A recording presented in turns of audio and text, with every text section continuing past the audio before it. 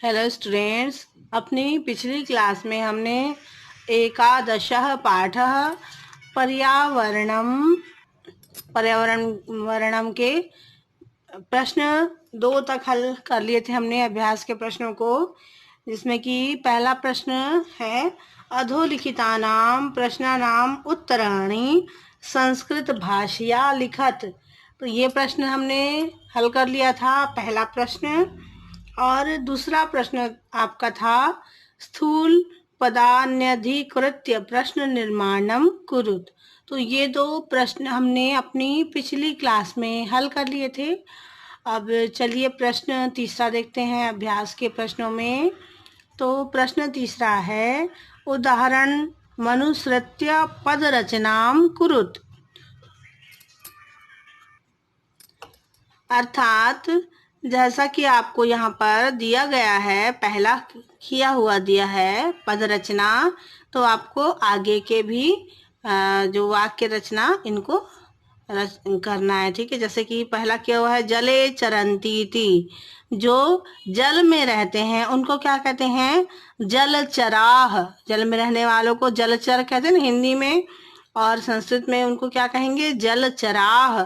इसी तरह से दूसरा है स्थले चरंती इति, जो स्थल में रहते हैं, स्थल के तो इसको हिंदी में कहते हैं स्थलचर, तो और संस्कृत में कहेंगे स्थलचराह।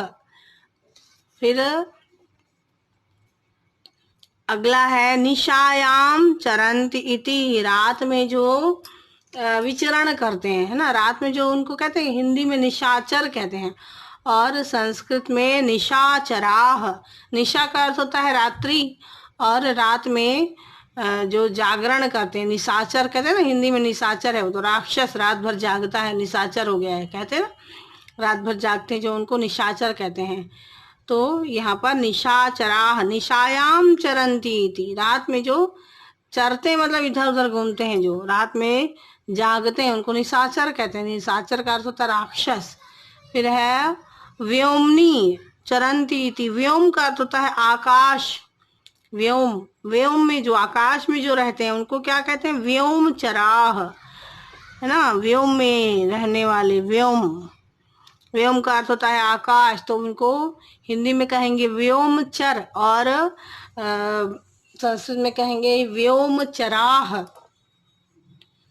अगला है आपका गिरौ चरंती थी, गिरौ का अर्थ होता है पहाड़ों पर निवास करने वाले, तो इनको कहते हैं, कहेंगे गिरिचराह। गिरी अर्थात पर्वत, तो पर्वत पे रहने वाले, तो इनको हिंदी में कहेंगे गिरिचर और संस्कृत में कहेंगे गिरिचराह।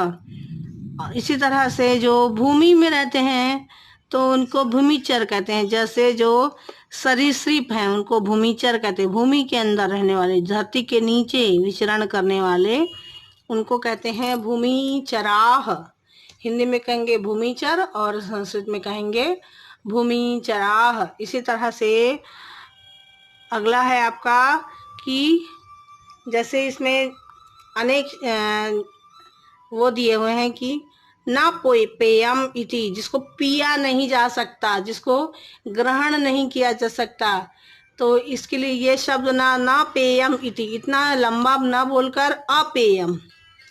अपेयम का अर्थ होता है बिना, ना पीने योग्य, अयोग्य, पीने के लिए जो नहीं है, अपेय, है ना।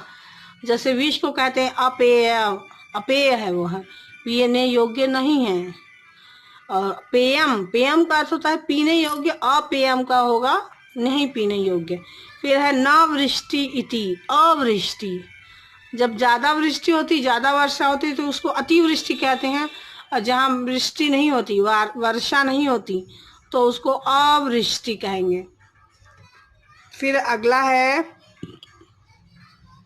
न सुखम इति, जहाँ पर सुख नहीं है वहां उसको कहेंगे असुखम, है ना। और जहाँ पर सुख होगा उसको ससुख कहेंगे, और नहीं है तो असुखम, या फिर इसको दुखम भी कह सकते हैं, परंतु जैसा अगर आपको ऐसा दिया हुआ होगा न सुखम इति, तो उसको आप असुखम ही लिखेंगे, दुखम नहीं लिखेंगे, इसको असुखम।